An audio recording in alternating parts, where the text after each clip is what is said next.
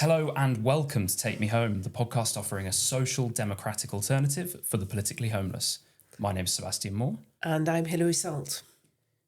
And as the moon rose higher, the inessential houses began to melt away until gradually I became aware of the old island here that flowered once for Dutch sailors' eyes, a fresh green breast of the new world, its vanished trees, the trees that had made way for Gatsby's house, had once pandered in whispers to the last and greatest of all human dreams. For a transitory, enchanted moment, man must have held his breath in the presence of this continent, compelled into an aesthetic contemplation he neither understood nor desired, face to face, for the last time in history, with something commensurate to his capacity for wonder. That is at the end of The Great Gatsby, and it's conjuring up all these sorts of images about one of the most incredible projects and mysteries, which is the country of the United States of America. Today we are celebrating its birthday. Indeed. And we are joined by Dr Cheryl Hudson, lecturer of US political history at the University of Liverpool. Welcome. Thank you very much. It's great to be here. Thank you for the invitation. Well, I'm really excited about this because America seems particularly, and this will obviously have a British tinge to it because we're all British and we're describing this from across the pond. But it seems to be a very difficult thing for Brits to understand, I think, when we see America and we see them celebrating the 4th of July. You know, we don't have an Independence Day. So it's kind of difficult for us to understand what that means for them. And I thought maybe we could start off by describing how the country was founded and what is special about the Declaration of Independence. Well, that quote that you've just given from The Great Gatsby does convey a sense of wonder about the rolling hills of the frontier of the great expanse of land that was open to them, which really represented an open future. You know, that was really kind of that sense of freedom, that you could go and make something anew, you know, this new breast of the new world, out of your own materials. You know, you must have had a real sense of kind of possibility and your own agency, really. You know, how you could decide how you want to make that world. And you know, I'm sure some of that existed when it was British colonies, like the American colonies belonged to the British Empire. But in 1776, things came to a head and they decided to strike out on their own politically, and they wanted to assert their independence. And so we're actually recording this on the 2nd of July, which is the 250th anniversary of the vote in the Congress for independence. So John Adams, who's one of the founding fathers, he actually thought that the 2nd of July would be the date that everybody would celebrate. But actually what happened is, after they took the vote and voted for independence, they sent off a little committee, which was headed by Thomas Jefferson, who wrote the first draft of the Declaration of Independence. Then it went back to the Congress. They discussed it. They changed a lot of it. They took out some clauses, they added in others, and then you're left with this document which declared the United States as an independent nation. So what actually happened on the 4th? They signed it? They signed it on the 4th after all the changes had been made and they were happy with the draft. And then once they signed that document, they sent it off around the country to all the different colonies, which had now become states, and so they had to then discuss it within their own legislatures. But it wasn't just sent to the legislatures; it was sent to churches, it was sent to town halls, it was sent to kind of different organisations that and people just got together and read it. So it was a kind of conversation that the political leadership was having with the people about what their status should be. And it had been a conversation that had been going on for some time about, you know, the relationship between the colonies and Britain. But it was finally decided on the 4th of July, 1776. And that's interesting about there being lots of different drafts, because you kind of imagine I think the words have become so kind of cemented in our minds that you imagine that that's the only thing that was ever written. Somebody just sat down and wrote it, but there was lots of different iterations. Yes, and Thomas Jefferson was chosen because he was a great draftsman. He was, he was very good with words. He was, he was a great intellectual, and he just, he had also read everything, so he knew what to draw on. So one of the things about the Declaration of Independence is that it managed to combine a real sense of where they've come from, their history and their past. He was influenced by classical thinkers, by Enlightenment thinkers, and the British Commonwealth, had very much had a say, influenced the way that he thought about these things. And he wrote in the Declaration, he's kind of reflected on it afterwards and said, we weren't trying to, break new ground, say some things that other people haven't said before. We just wanted to say the facts as they were. And they could only use the language of tradition in order to break those traditions, right? So in a way, the way I think about it, the temporal range of the Declaration itself is so incredible because it brings together that past, that tradition, with its present circumstance, which was that they were at war with Britain already, right? They'd been for a year. They'd been on the battlefields fighting the British. And so how were they going to deal with that? Thomas Paine had published Common Sense in January of that year, kind of saying we need to break with the king, because their argument, they thought, was with Parliament.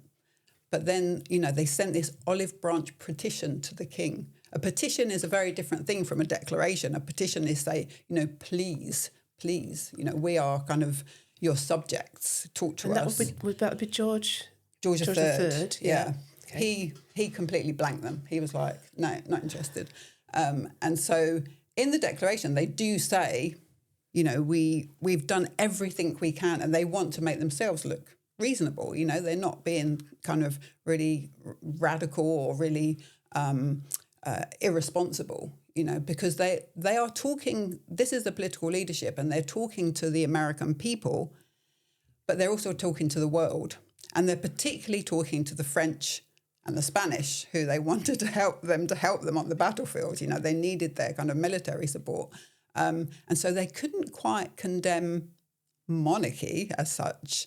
They just condemned tyrants, right? So George III was a tyrant. He wasn't just a monarchist. So even though they did go on to establish a republican government, it wasn't monarchy that they were arguing against in the Declaration of Independence. It was tyrants. And so the kind of opening phrase of the Declaration is very well known, all about the pursuit of happiness and the consent of the governed. But what is less known is all of the charges, the grievances that are made. There's 28 of them, right, against George. And one of them, which Thomas Jefferson had written, was that he'd fastened slavery upon us, right? So he, as a slave owner even, was saying it's the king's fault that we have slavery because it was the British slave trade that brought slaves here. And but the Congress took that out. So that was one of the things that they changed, and they didn't allow that in because there were too many people who had, I guess, stakes in slavery who were having to sign that declaration. Was it not the other way? I thought it was the other way around. Obviously, and I don't, but I thought there was something in it about they felt that the British were trying to encourage insurrection of the slaves. Well, that was another part of it, and it wasn't just insurrection of slaves; it was also insurrections of loyalists. So one of the kind of rhetorical flourishes they were able to do, because they're creating a political community, right? And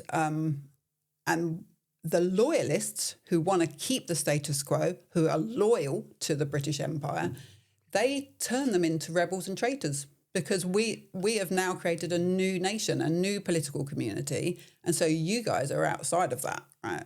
You're not the insiders anymore.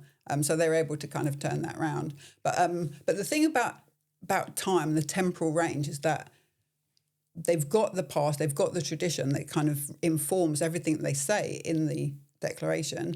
They're responding to the present, but it also has a real temporal force looking towards the future. This is, I guess, the birth of modernity, you know. I mean, it's often been said 1776 is when modernity kind of was born. And it is this kind of future orientation that America brings in. And your quote about Gatsby from Gatsby really sums that up. That is the future that motivates you.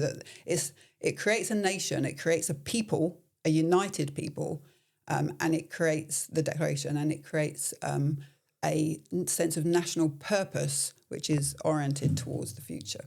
So it seems like there was some disagreement amongst the colonists at that time as to whether they wanted to start a completely new nation or whether they were just trying to get a better deal with the British. Mm-hmm. And it, from what I've read about it, it seems like John Adams was one of the most sort of ardent pushers of, no, we're going to create our own new nation. And it seems, what I'm interested in, we talk about nation building a lot, is was there a concerted effort for a long time to create this new nation, or was it in some ways circumstantial and a response to the way that the British acted towards them throughout that period, you know, from 1785 when that's the war a really good question, but a really complicated question. I teach a module on the American Revolution, which we spend an entire semester talking about that question. Right? So there are lots of different facets to it, but Adams, yes, he was an important figure from Boston, Massachusetts, and he was a lawyer.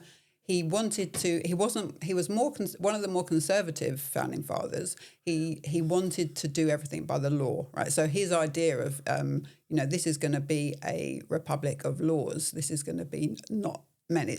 One of their kind of Republican arguments is that they don't want arbitrary power, right? So they want to be able to have a legitimate form of power, which can be regulated by law. And he was very much behind that kind of approach, the neo-Roman approach. Whereas Jefferson is also a Republican. He was more radical democratic Republican, right? So he's been associated historically with the kind of democratic idea. So he said, for example, that after the Revolution, when a lot of the Federalists wanted, and John Adams was a Federalist, a lot of the Federalists wanted to say, okay, we're going to have the Constitution now, make everything orderly, and get everything in place.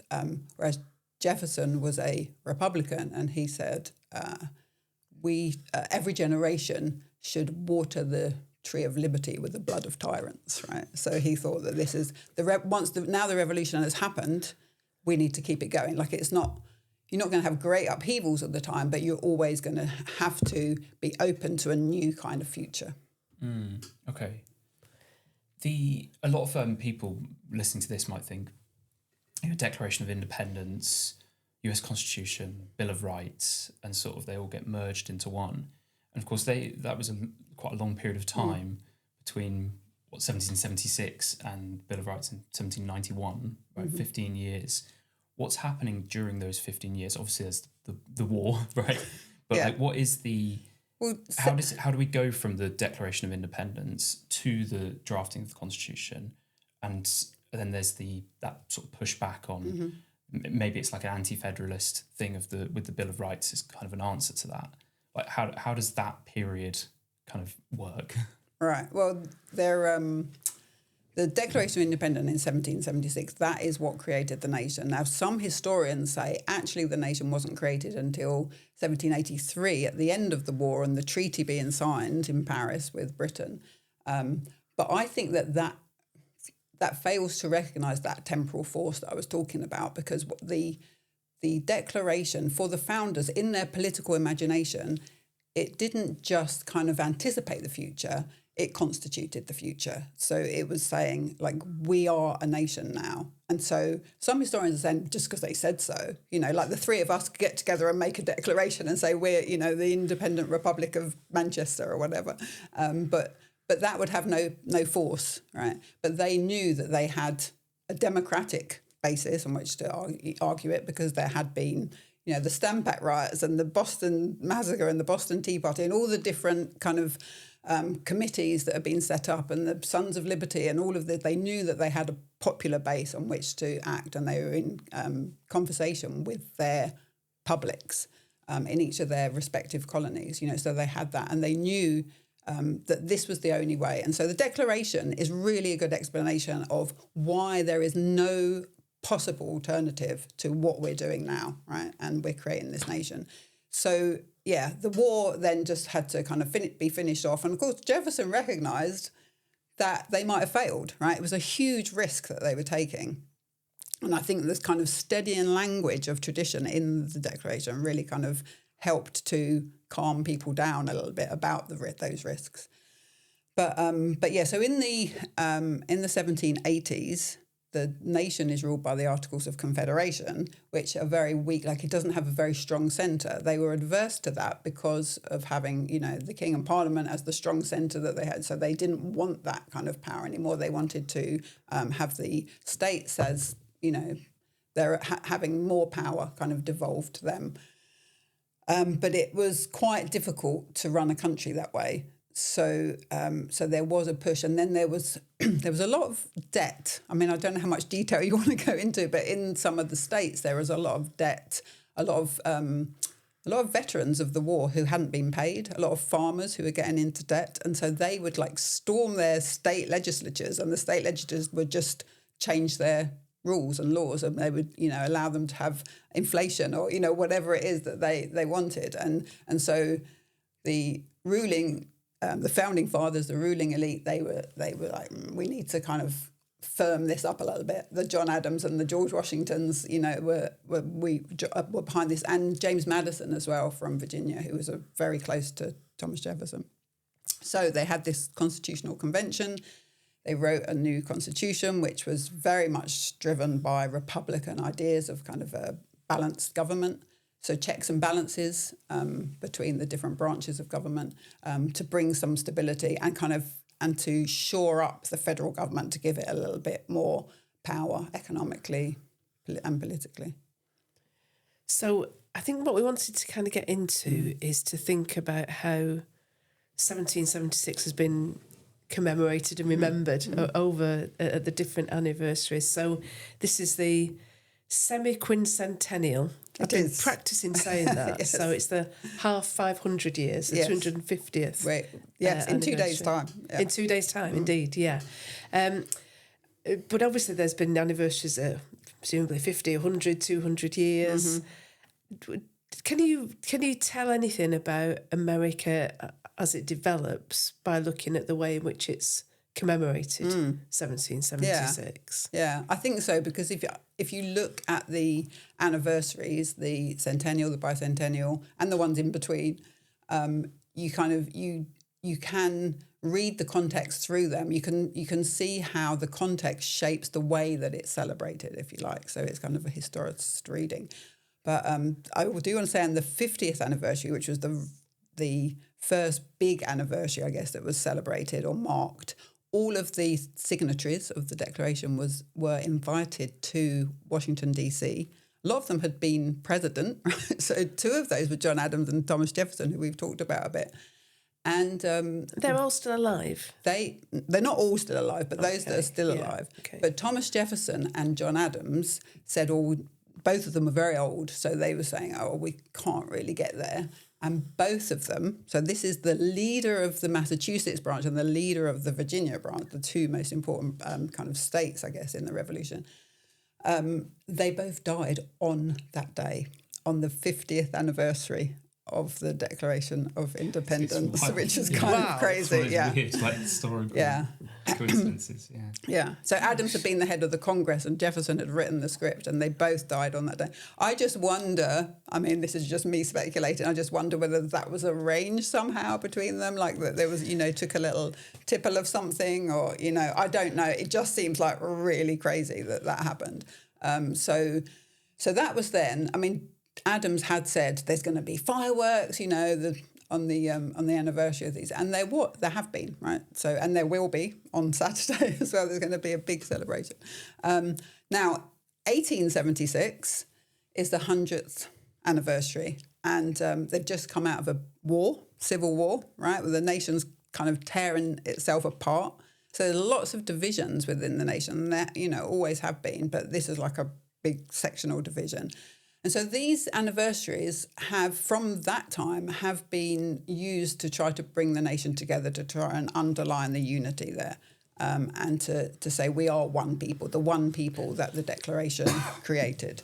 And so they tried to do that in 1876. I think, they had a big fair in Philadelphia, and I think they pulled it off, really. And the South was a little bit disgruntled. They didn't have their own state buildings or whatever, but they did, try to kind of make the most of it. Now, I've talked about the temporal range of the Declaration of Independence, where it had the past, the present and the future all contained within that document.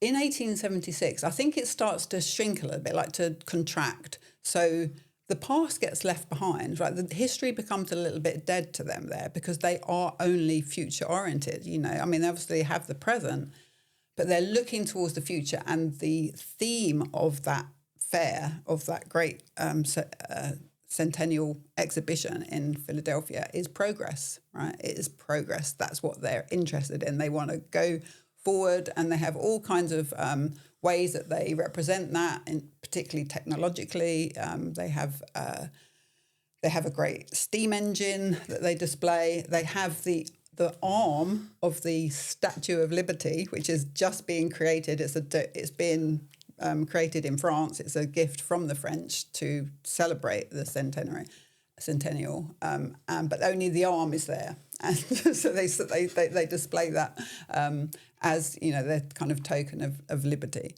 But there are also some people who are saying, like, well, we are not included in this, people, and there are some protests. So women in particular. So women were told, okay, you can be involved if you want to, but actually we've got a lot of international people who want to exhibit in the main hall. So you ladies go off and fundraise for your own building over there. So they did it, and they created their own building.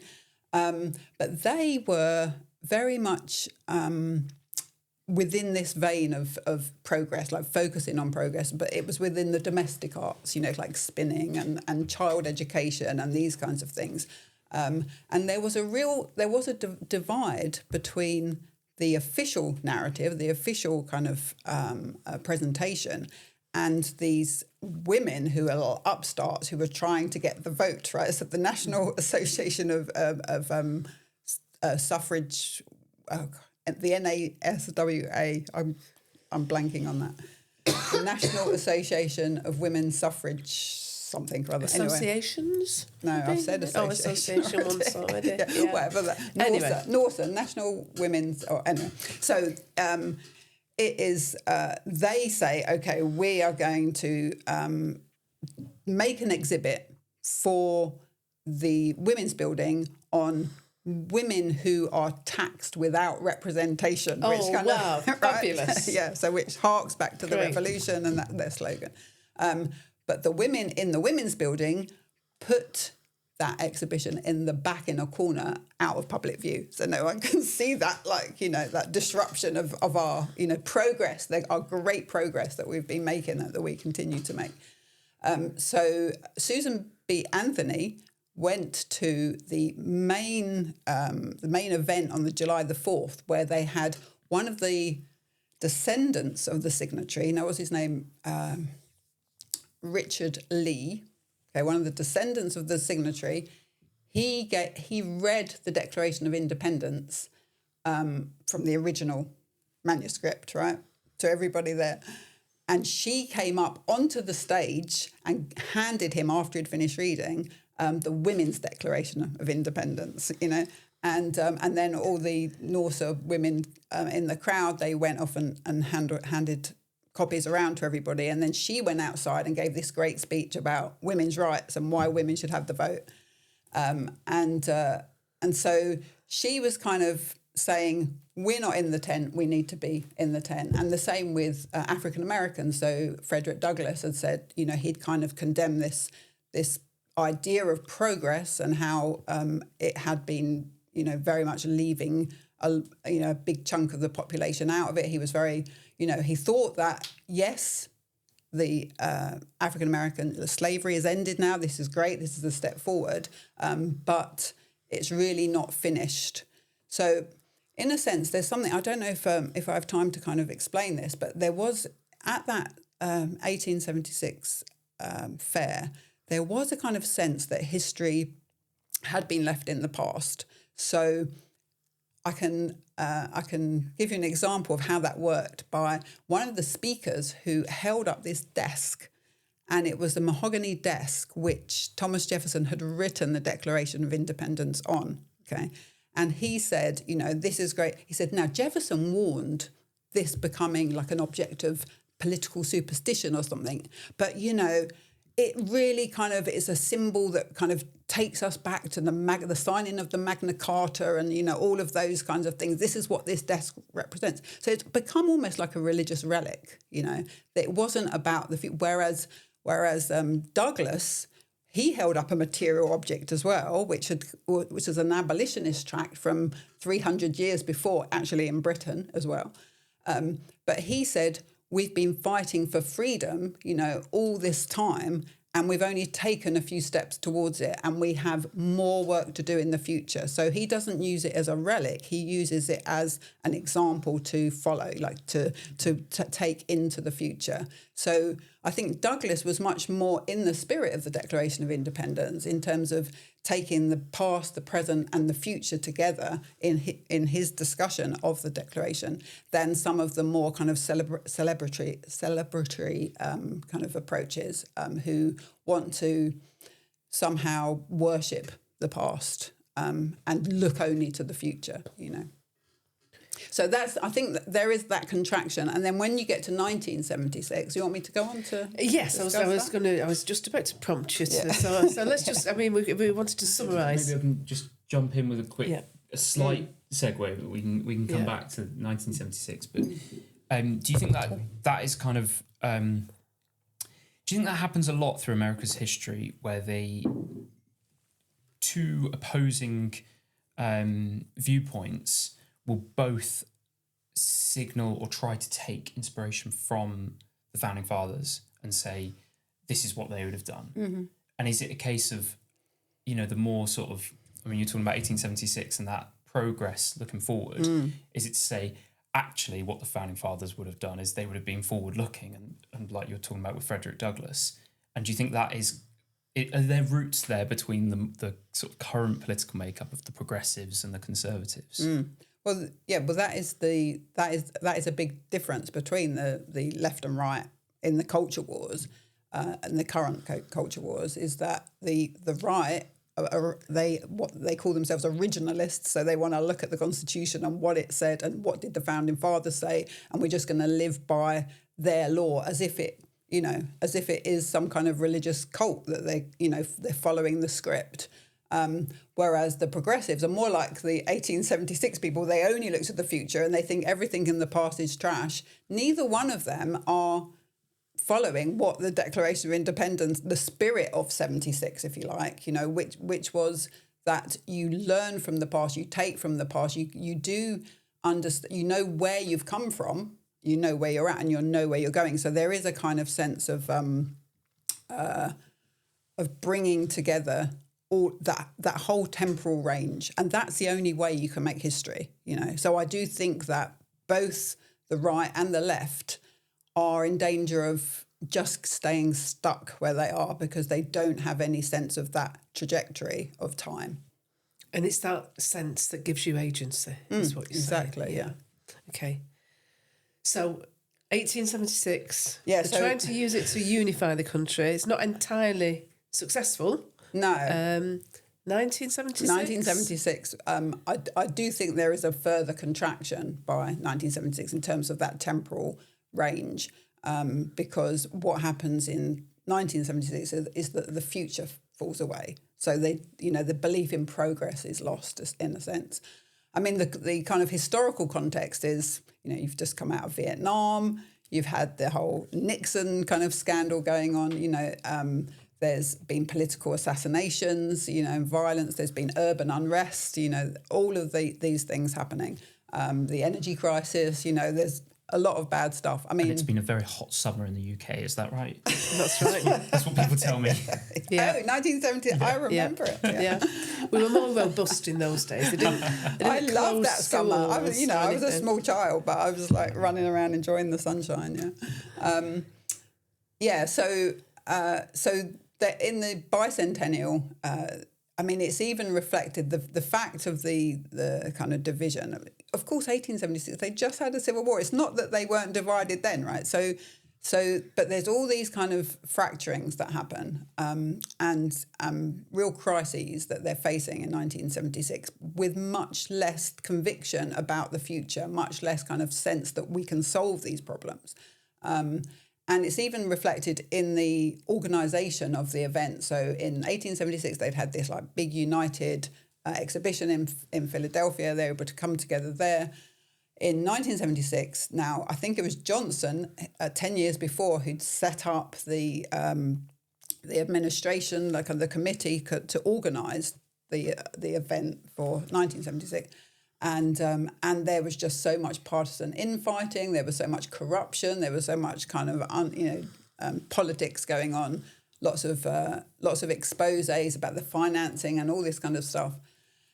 So that when Nixon came in, he actually changed the administration, like the way that it was going to be organised. He got rid of the old board, put in a new board. But then, of course, there's all this corruption associated with him as well. So that kind of and there's another kind of the People's Bicentenary Commission is set up, right, which is outside of government. And this is actually quite an interesting left-wing populist organisation that was very patriotic, right? So it kind of they tried to kind of say, look, they did all these things like burning Ronald McDonald in effigy and things like that and doing kind of different kind of street stunts and whatnot.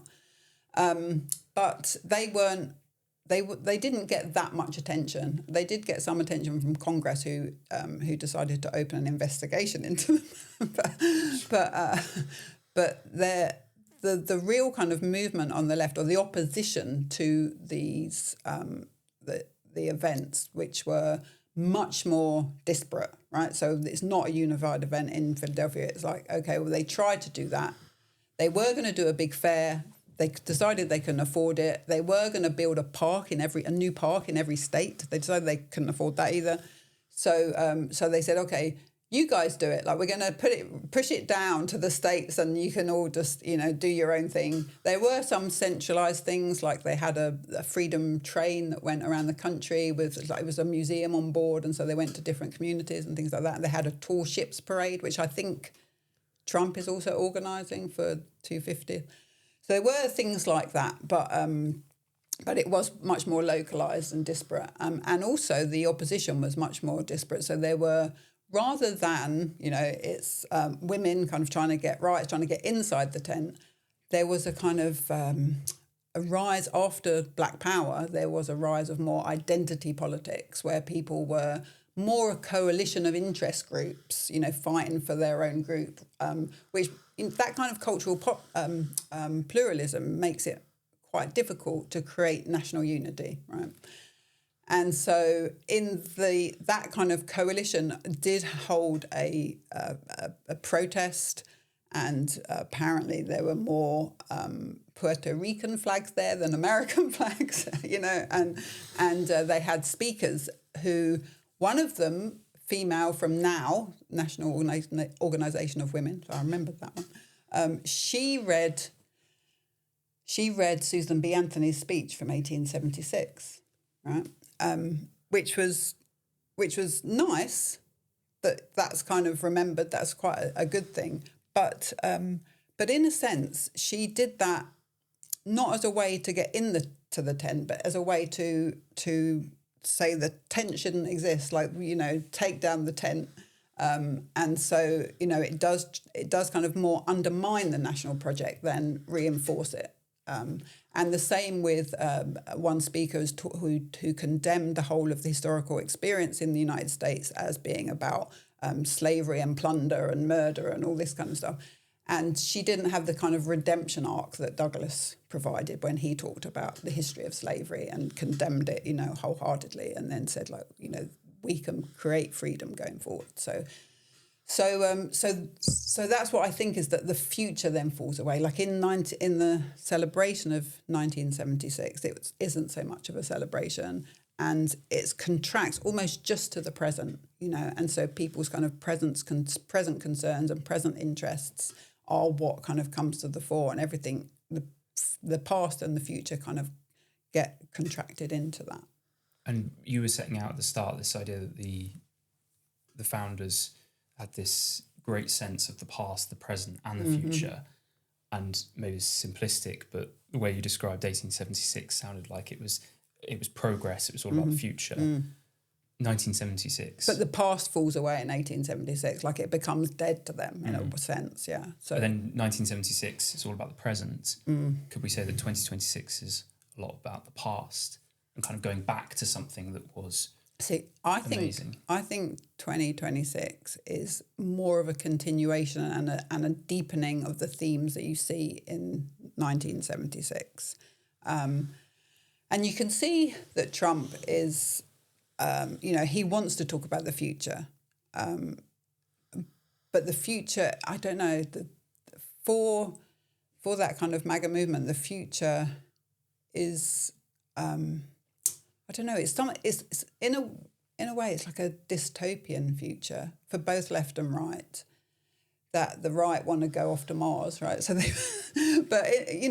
is some kind of meeting points. I don't know, because it's the end of liberalism. You think of the kind of post-liberal order, and if you look at how Biden, for example, tried to use the Declaration of Independence on his campaign trail in 2020, he tried to cite it and he completely forgot the words, in the middle of the sentence. So, and Trump has tried to, re-inject some kind of civic identity into it. So when he did his State of the Union address this year, he said, so the military servicemen and women are each going to get a bonus for their service of £1,776 each. So it's like a symbolic thing. But so it's, this idea of a citizen soldier is like very much within the kind of Republican tradition, and the small r Republican tradition. And it's about active citizenship. It's like trying to bring in some kind of civic community, but and responsibility. But the thing with Trump is he always makes it about himself in the end, So he was like, somebody said they should have, £1,700 each or something, and I was like, no, 1776. That's it's my great idea. And so he almost wants to become the personification of the spirit of 76, in himself, which again that really is divorced from the democratic spirit of 1776. And so, some of the liberals express concern about his moving away from democracy, and that's one of the ways that you might say that they have a point. And there's two campaigns, isn't there, running these celebrations? So there's America 250, which is the big, non-denominational one, if you like, and then... Non-partisan, thank you. They're not religious. Yes.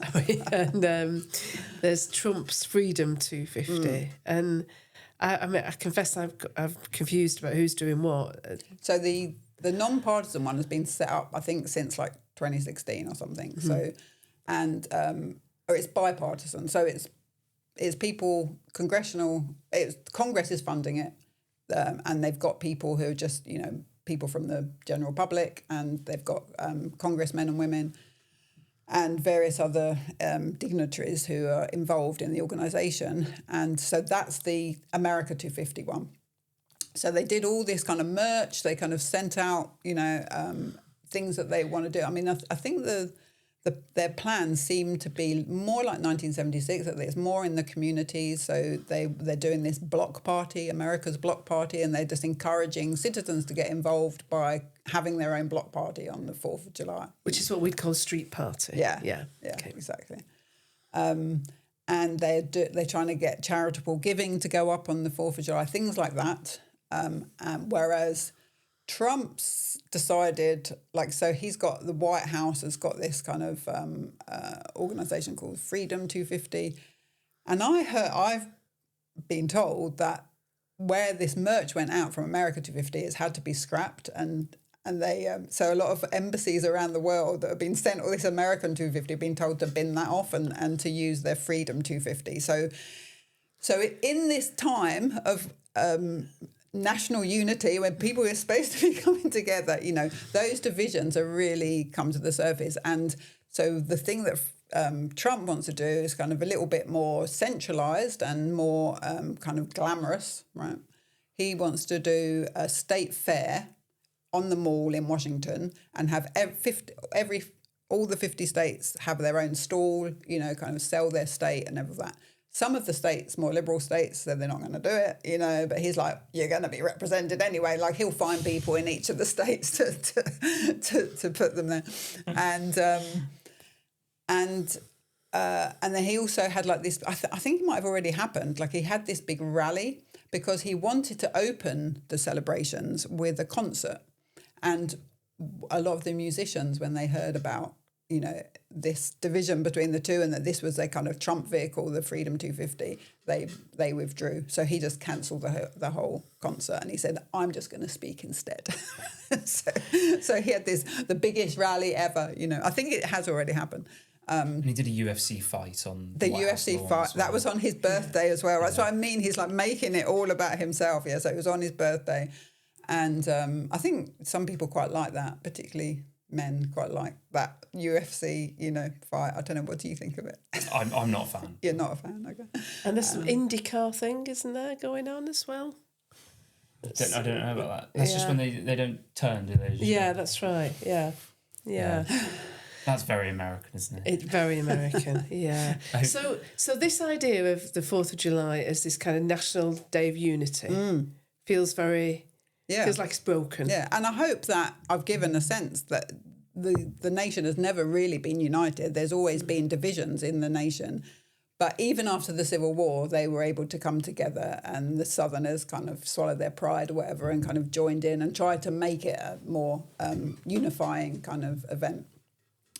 Whereas now it does seem so fractured and divided that I can't see that the nation is, you know, there's going to be fireworks and all of that, but what it means, what America means at this time, isn't necessarily such a united, doesn't have a purpose because it doesn't have a future, right? You've got to have a sense of the future in order to kind of be able to move forward and to have that sense of purpose of where you're going, what's your direction.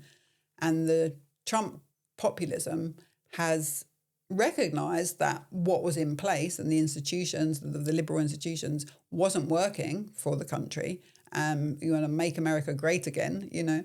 But what he's been is a wrecking ball. So he's been able to take it all down, but he hasn't really given anything positive in its place as yet. But let me try this out on you. This idea of the frontier mentality.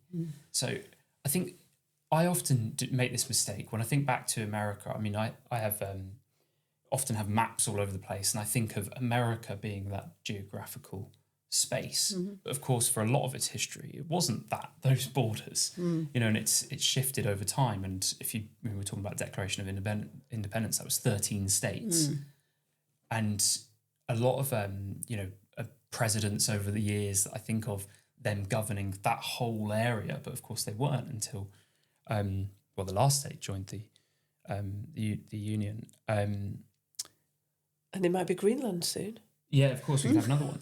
So I wonder... In Canada. It seems like America always has a new frontier and that drives the country on. And for a long period of its history, it was a geographical frontier and they were spreading westwards. And I think you could say that there was an economic frontier and maybe a technological frontier. You think of... even things like the space race. Is America kind of lacking its new frontier? And is that perhaps resulting in this kind of stagnation? And I think about, when water becomes stagnant, it starts to cease to be alive, or fresh.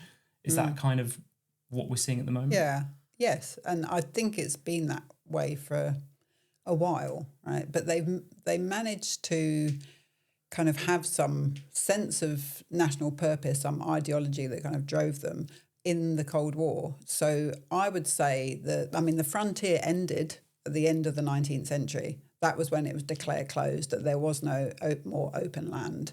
And of course, for the whole period before that, that frontier had been kind of very generative of the future, of kind of recreation and new things happening.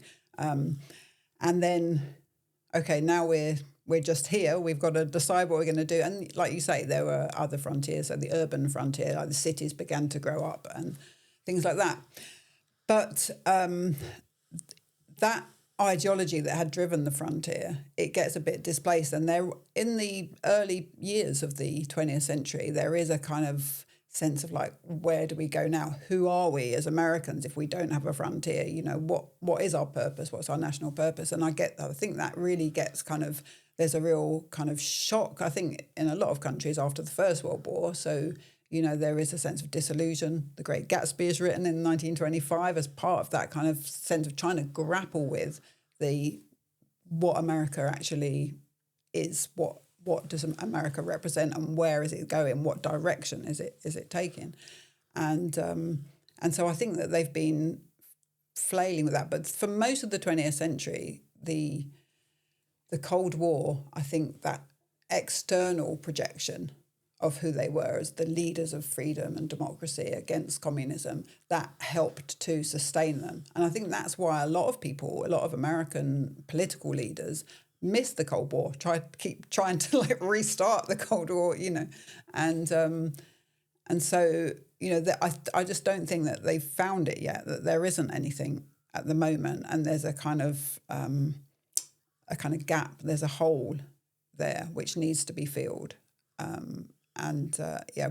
It needs political leadership, really, which doesn't exist at the moment. And unfortunately, it doesn't look, you know, I don't want to be a doomer about it, but it doesn't look like it's coming anytime soon, you know. So, I mean, I was just thinking about the Mandani in New York and all these DSA kind of victories that have just... Democratic Socialists of America.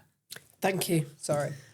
Yeah, so the Democratic Socialists of America are this kind of quite left-wing but very identitarian group within the democratic establishment. And you might think, oh, look, this is good because it's opened up space. You know, in a way, I guess that Trump opened up space in the Republican Party. So the DSA are now opening up space because, not really because of their own strength, but because of the complete collapse of the Democratic Party's establishment, you know, like which Biden really represented, you know, in his person. And then maybe Kamala Harris did too. They just don't have anybody. They don't have anybody to lead forward. They don't have that vision or purpose. And so this kind of populist left group have kind of come forward, and they are, you know, offering some possibility, which I just think, you know, okay, give them a go. Let's see what they do, you know. But it doesn't seem to be based on very kind of sturdy arguments or ideas. So I'm not that optimistic about what they're going to do. Sounds a bit Andy Burnham to me. Yeah, I think they're a bit crazier than Andy Burnham. Okay. I think there's a similarity between here and America and probably lots of other places in the world where it seems like nobody is capable of outlining a vision for the country or even just a picture of what that country is. No, I mean, mostly they're tooling up for war. Like it seems to be that's what they think the future is. And so we've just, in Britain, having this big discussion about the defence budget because we need to be ready for the war that's coming. Like it's not even a question that it's coming. So they are going to make that happen, you know, unless somebody comes up with a better idea first, I guess. Something that's always interested me about America is that, because I think it's so easy to kind of criticise America for Brits. You know, we have this tendency to, and I have a lot of issues with particularly the cultural elements, and I don't want to necessarily follow in America's footsteps on certain cultural areas. But one thing I've been really interested in is that there are certain things which in Britain wouldn't sort of bring people together, but in America does. So like this quote unquote the American dream. Right, that sense that it's kind of weird how people on the right and left. I was in America last year and I spoke to as many people on different parts of the political spectrum, And I do feel that there is still like that, the embers of that idea of, the American dream of you can go out there, venture to the new world and make it if you try hard enough. Is the American dream dying, or is it dead? Yeah, I don't think it's got much life in it.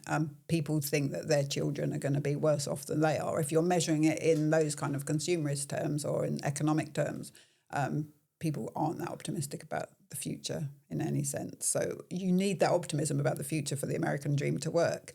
And of course, as I said, it's for about a century they've been looking for that. And I do think that The Great Gatsby is a great representative, like a great example, cultural kind of example of that kind of investigation, or kind of that angst about, what has happened to the American dream, where is our future? Because Gatsby is this shadowy guy with no past, with no background, who kind of makes his wealth through very shadowy means, like very dubious kind of means, has these great glamorous parties, doesn't represent anything but that. But then he has the green light.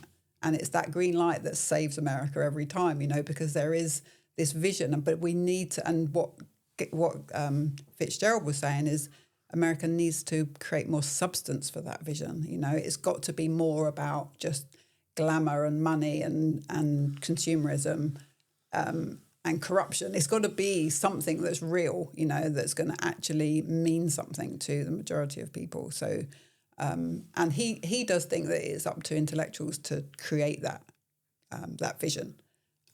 So maybe we should look to the thinkers and say you need to start thinking some better thoughts. Like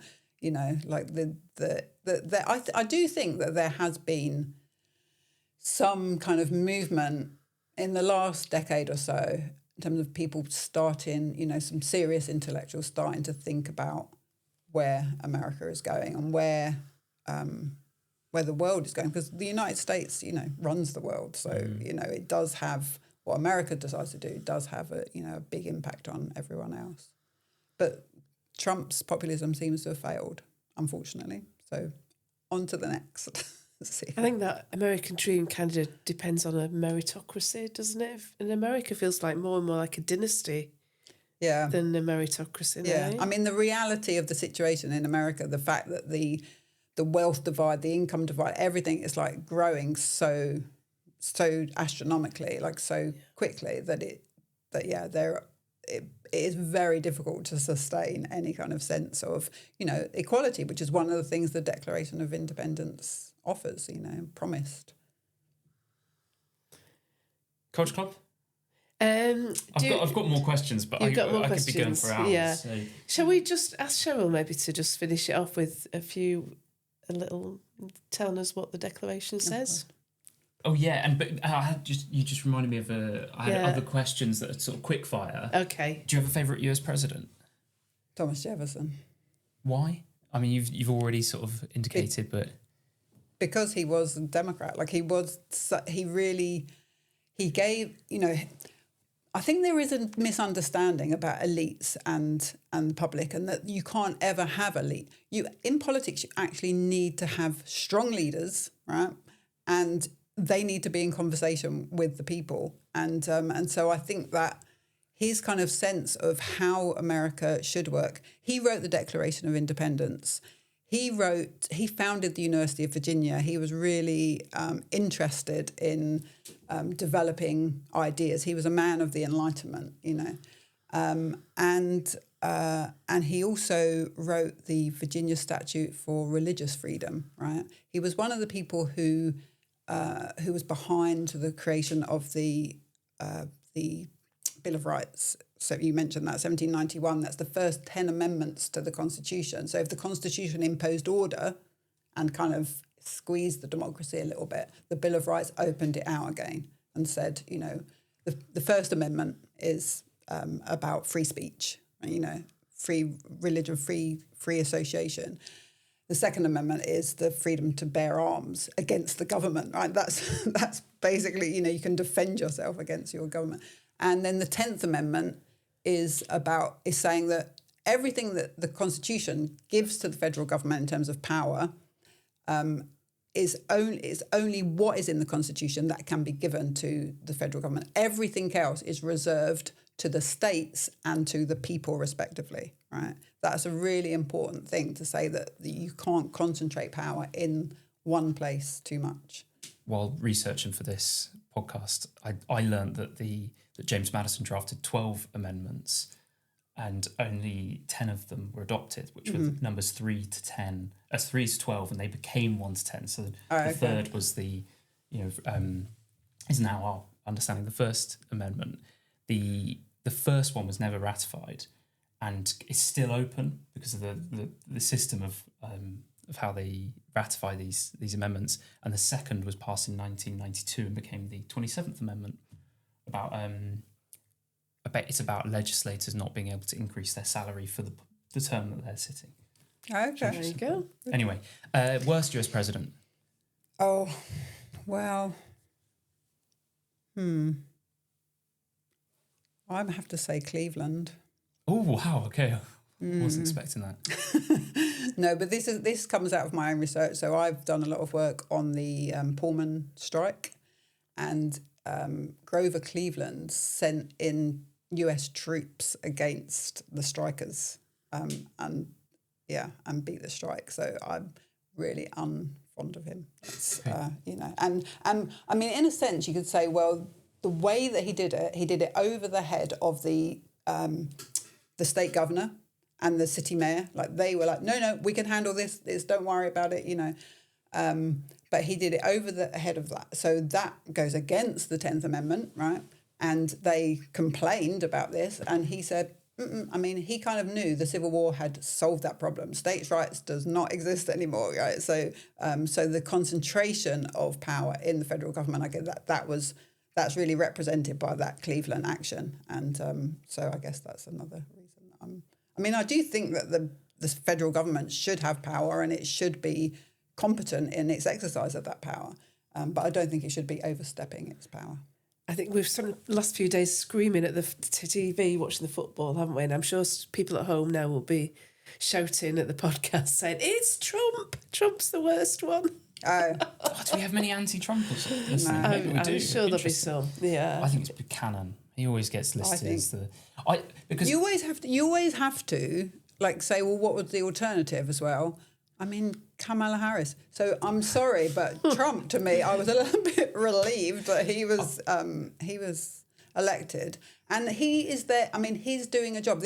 I actually believe in the wisdom of the American people, and putting Trump there, it was necessary at the time, And if you believe in the future, this is really not such a terrible thing, because he's clearing a space. Now, what are you going to put in that place, And the old order had crumbled. It wasn't like he took it apart. He's just kind of finished it off. So, so I think that if we have a more open view of the future, we can see that something better might now come.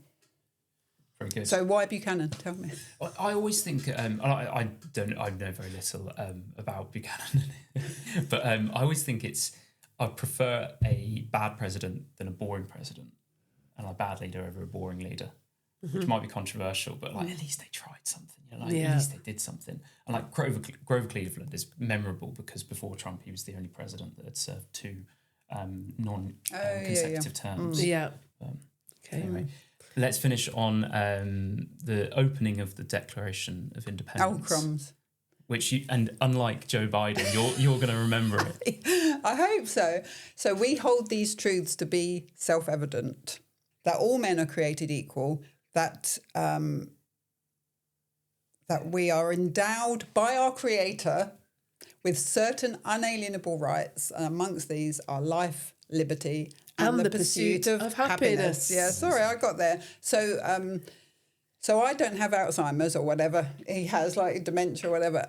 But Joe Biden, on the 2020 trail, he started to say that we hold these truths to be self-evident, and then completely spaced out and said, that thing. Because everybody knows it, you might need to reach in a little bit to get it, but everybody knows it. It's the most memorable part of the Declaration, and people don't know the rest of it, which is all these grievances against the King of England, which were really important. And also the assertion that the American people and the British people are two separate peoples, you know, and establishing the fact that this is an independent nation. Great. Well done, Cheryl. I have to say, the thing I will most remember is that little phrase you used. I don't know if it's a quote. Watering the tree of liberty with the blood of tyrants. That's fantastic. That wasn't from the Declaration, so that's Thomas Jefferson said after when he was talking about democracy, and he said that this should happen every generation. I fancy doing a bit of that. Great. Oh my goodness, we're going to get shut down. Go. Good. Okay. Culture Club. Culture Club. So I'm bringing I suppose a themed Culture Club item today, which is The Lost Continent by Bill Bryson. Have either of you read it? I read it a long time ago. Oh, really? I read it when it came out, yeah. So I feel very affectionately towards Bill Bryson because he was in some ways responsible for getting me into reading. When I was, I think, 15, I had a parents' evening where I got told off a little bit, and I think the teachers were dobbing on me to my parents, really. And one of the teachers said, you need to get him into reading. He needs to read some books. And they said, well, what are you into? And I said, geography and like travelling. And so they got me a Bill Bryson book, which was Notes from a Big Country. But I'd never read this one until now, The Lost Continent, which was his first. And it's travels in small town America. So he spent a long period of his life living in the UK. And he goes back to America and does this big road trip all the way around. I think he visits like 39 states or something. And I think the reason I was really interested in reading it, and we picked this is our book club book. We're meeting on the 4th on Saturday. So why did you pick this? Because of the 4th of July? I mean, because of the 250th? Because somebody suggested it. We were trying to find an American book to read, and we were thinking of novels. But when somebody suggested this, I thought, actually, this is probably pretty good to generate a conversation about America, because I've always felt that America is the places in between. Those are the important parts. You know, they talk about flyover states, certainly in political, in the political world, in presidential elections and stuff. And I went to the US for the first time last year and did a big, like a 3-week road trip on my own, and went round. And I chose the Southeast, like the deep South, effectively, because I wanted to go to, Tennessee and Mississippi. I lived in Mississippi and Really? Tennessee. Yeah. Oh, wow. Yeah. I went to the University of Mississippi and Vanderbilt University in Nashville. Yeah. Okay. And I mean, it was an amazing experience, but I feel like what's interesting about this book is that he's doing this in 1989, and he's visiting a different America to the one I visited. I'm sure. And at the end of my trip, I went to New York. I just had a day, sort of like a stopover in New York. So I spent the night there and spent the day just wandering around. I didn't realise quite how big Manhattan was. You spend the day just trying to get to Manhattan and walk around it. And I was struck by this thought that the Manhattan, I think New York in 2026 is more similar to London in 2026 than it is to the New York of 1989. And I was expecting the New York that I'd seen in the films. How so? It's, you just think of the businesses, the chains, even the cars. I mean, they've changed the yellow, the shade of yellow on the taxis, which I think is unforgivable.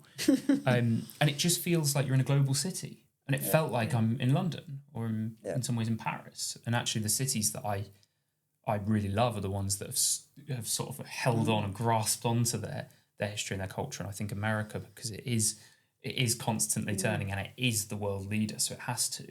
It just feels like a global city. But so a lot of places have lost their individuality. And I mean, he talks about this in the book. What's interesting is he's noticing that in the time span from when he was a child in the 60s to when he's driving around America in 1989, a lot of these out-of-town malls have been built and places have lost their main streets, the high streets. And he feels that, I think in the book, that these towns are being hollowed out and they've become this over-reliance on the car. Yeah. And that's what I felt when I was there. Yeah, there was a big discussion at that time about white flight and about the suburbs and that kind of thing. So that's probably part of it. And all when the suburban people go out and buy their nice houses in the suburbs, they take their tax dollars with them. So that kind of empties out the central cities. Yeah, right. But I felt I've been disappointed so far. I haven't finished it, but reading it, because I think it's that sort of thing of don't visit a place you once loved, and don't read an author that you loved reading when you were 15. Oh, do you not like the book then? I don't. Oh, okay. And I feel that Bill Bryson, and this maybe speaks to our time, he strikes me as like this sneering liberal centrist, and he's really disparaging to people. Isn't he from Des Moines? Yeah, Des Moines. He is. Yeah, Is yeah. it? Des Moines. See, that's the thing is, I read that book when it came out, and the only thing I remember about it is that he was from Des Moines. Exactly. And when I saw it on the page, I was like, "How on earth do you pronounce that?" Like, so it's Des Moines. I think so. I don't think it is, because Americans are very literal in their pronunciation. Okay. So I think it's quite funny actually. A Pronounce lot of every these, letter. he mentions so this at one point. A lot of these words borrowed from French and stuff, and they really pronounce them. It's quite like W.E.B. Du Bois. Europeans say Du Bois, and all Americans say Du Bois. Okay. So Okay. that was his name because he was American, so he's Du Bois, and he's from Des Moines. Another thing there. There are things that I suppose he might be cancelled nowadays because he uses some racial slurs and things. Oh, that, really? Yeah, which would have, I suppose, he might have been okay for that time, and he's using them as a sort of a critique of what he considers to be racist Southerners. And he's sort of mentioning what they might say. So he's being critical of them. I think so, but he does it in a way that's sort of like, I guess he's making a joke, but it doesn't really. I don't feel like it necessarily comes off. Yeah, and what it might I found, have dated. Yeah, I found it reading him when I was younger. I found him very, very funny, and now I just think it's very cheap humor. It's cheap shots against often poorer people. right. And I found it quite distasteful actually. And I think that speaks to our time. We're talking about like the end of liberalism, and I noticed this from my upbringing of my influences and the people that I might have watched and listened to. You think of something like Have I Got News for You? As a kid, I absolutely loved that. You watch it now and you just think, but that's changed as well. So whereas that the world book has hasn't changed. Yeah, the world has changed. But the book's still the same. So I just wonder whether you've become just more sensitive and easily offended. Perhaps, Cheryl. Yeah, perhaps. But I do think what's good about the book is that he gives an account of that snapshot of time. What is driving through America like in 1989, and that's fascinating to see where the country is at that point in time. So it's almost like a nice sort of historical document, like a cultural historical document. So. I read it just before I went. And the first time I went was in 1991. Oh wow, yeah. And I drove across America on the Greyhound bus. So I didn't drive a car. I just went for 6 weeks travelling on my own across America. He says the only people that take a bus in America are, he says, people on drugs or Norwegian tourists. Or British tourists. Yeah. So are you recommending that book or suggesting people might avoid it? I don't think you should only recommend things that you really loved. Okay. And I've enjoyed it. I mean, there's almost... I think sometimes reading a book there's not a correlation between enjoyment and how good you think the book is. There are certain books that I've read that I thought, wow, absolutely fantastic. Like the Leopard by Tommaso di Lampedusa, I want to say. It's this documenting this period of Italy's unification. Right. And it is one of the hardest, densest books I've gone through. But I knew it was amazing reading it. Do I then recommend that? I don't know. But this is easy to read. It is funny in places. I have laughed. And so if you want to understand what America's like in 1999, then yes, probably should read it. Superb. So that fits in with the American theme. You had a non-American book to bring to Culture Club, Cheryl. Yes. Well, I have just read the new translation of the Odyssey by Daniel Mendelsohn. He's absolutely brilliant. I mean, you can just tell by reading this translation that he loves language and he wants to make the language not just accessible to you, but something beautiful, in itself. So There's been some controversy around the Odyssey because there is going to be a film coming out in July. I believe so. Now, so that was part of the reason why I read the Odyssey myself, but also I have a son who studies classics, and he is shaming me into reading all these kind of classical works. So he gave me the Aeneid for my birthday, so that's next. But so this movie's come out, and there's been a lot of discussion about, the kind of culture warsy kind of debates about the casting and this kind of thing. But I mean, there was a black woman who was cast as Helen of Troy, and lots of people were up in arms. She's not beautiful enough, or whatever. Like, that it's like a DEI hire or whatever. But reading the Odyssey, you see actually. Helen of Troy is a very small character in this. It's not really that significant. So, why are you getting your knickers in a twist? But also my son tells me from his study of classics that the Odyssey is Homer is not a person, right? So Homer is a kind of collection of oral storytellers kind of bring together this great tale, which has been told in many different ways. It comes from a tradition of oral storytelling, and it's been told across the centuries since it was written. And so my son tells me every generation, every age has its own interpretation of, and that's where it comes from. That's what it should be. That's what it is.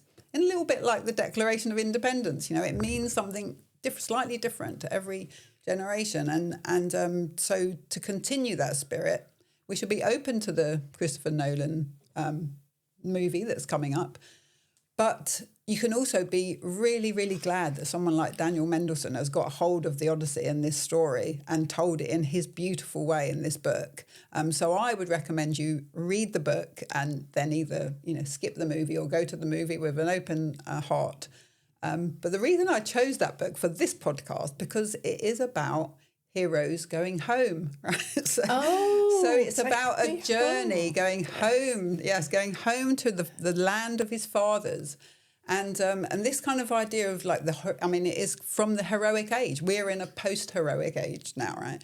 And I was thinking about what is a hero? And the heroes in Homer's age were humans. Okay, so gods couldn't be heroic. Gods were really powerful and they could do so much, but they were immortal. They couldn't die, so they couldn't be brave or courageous. So only humans could have that quality of being brave and courageous. And Odysseus is incredibly brave and courageous, and he goes off to war, and then he's trying to get home, and he goes through all these different trials on his journey home, and he finally makes it home. And what is it that matters to him?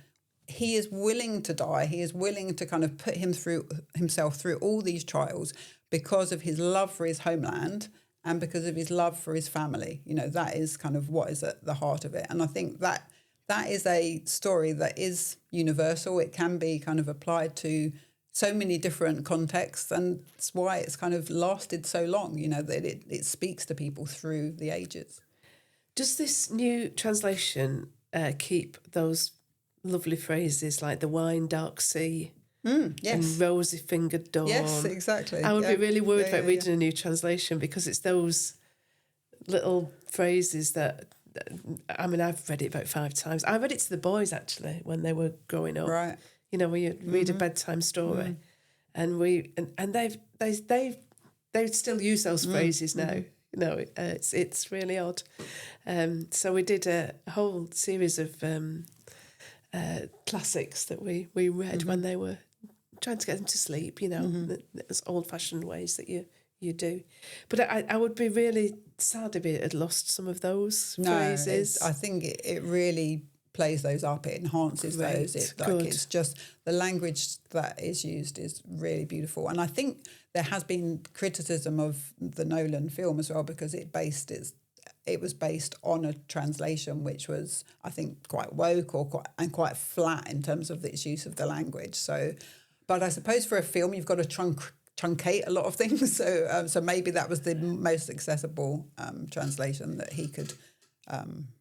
he could use for that. But that was his choice, I guess, his artistic choice, and we're yet to see how that works out. Looking forward to seeing it. Yeah, I think that idea, to me, that's kind of the definition of art, is something that is retranslated and created by different people. Yeah. So people will often say things like Perfect Day, you know, the song, which is about taking drugs. You know, why is it that the BBC just play that as if it's a normal song? Well, it's because it means something different to everybody. And I think the ability to recreate a meaning from something tells you that something is art. Yeah. That's a very philosophical thing to say. But yeah, I think I won't contribute now, because then I'd just lower the tone a little I've bit. got one other little thing to in the Culture Club, kind of a recommendation, is that there's going to be a lot of stuff in Britain about the 250th anniversary, but I've been made aware by someone who works at the National Archives that the National Archives are putting on an exhibition about the British-American relationship over the last 250 years, so since America broke away from Britain. So I'm going to head down there. Maybe I'll write a review about it. But in the National Archives, it sounds like a really great exhibition. So I love that they sort of like ignore the relationship pre 1775 and the war breaking out, and it's like, but since the founding of the country, we've been pretty good friends. Well, the most ironic thing is when King Charles went over recently, and he spoke before Congress, and it was like on a state visit. And he used the spirit of 76 as something that binds the two countries together, which is definitely not an originalist interpretation. But, the spirit of 76 has become a universal now. So, it really, I guess that just kind of recognises the influence of that moment and really the creation of modernity, which we're still in. So great. For some time, hopefully we're not going, there's been a lot of talk of techno-feudalism, all this kind of feudal thing coming back, and I'm hoping that's not going to happen. I like modernity. I do too. Yeah. Okay. Thanks so much, Howard. That was a fantastic discussion. Happy Independence Day, everybody. Happy 4th of July. Yeah, however you're celebrating. However you're celebrating. The Americans say, huzzah! Huzzah! Huzzah! Okay. Great. We'll practice that before Saturday. Thanks for listening. We'll see you next time.